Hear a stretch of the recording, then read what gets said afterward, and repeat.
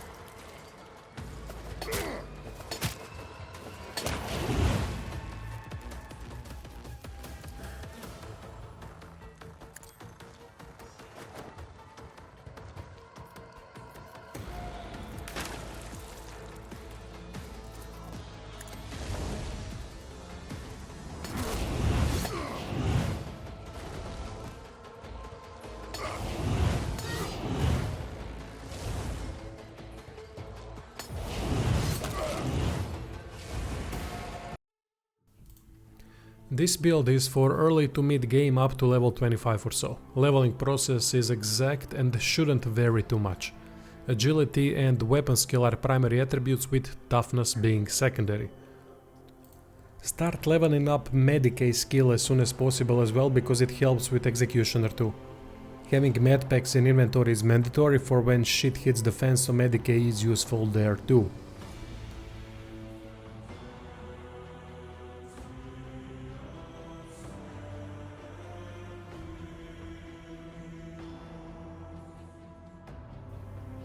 Link to Rogue Trader wiki, where you just type equipment name and get the exact location, is in the description.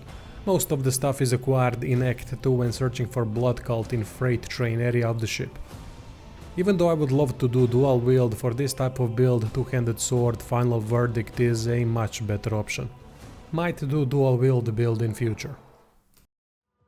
How to play? It's kinda complicated to play this combination on unfair, but bear with me. I'll try to explain, even though to be honest, some stacking and added numbers are coming somehow from somewhere that I can't explain. I highly suggest having a grand strategist in the party to put frontline where she is, with added kills on stratagem to increase offense and defense. Reckless Abandon should be used at the start of each turn if Kibellah doesn't have lower than half health, otherwise it's a big risk. I always start attacking with death from above to hit as many enemies as possible. What this does is puts bleed on enemies hit. Then follow up with Blade Dance to do more damage and stack more bleed.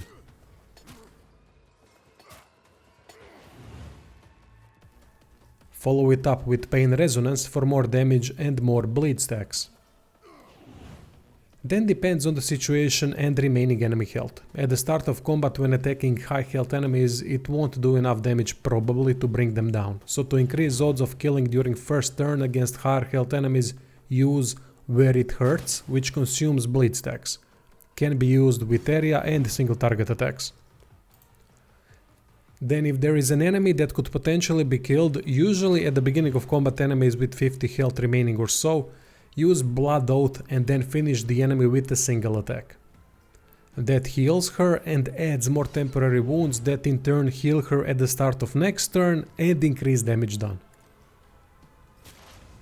Oath of Blood should only be used if there is an enemy that you plan on killing with a single attack.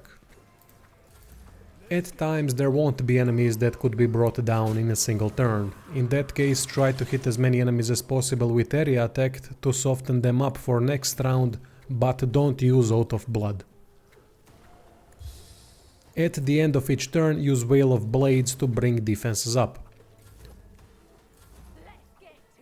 Takes a bit to get used to, so here is some footage that is gonna make it clearer on how to play, but essentially that is it. Very fun build to play.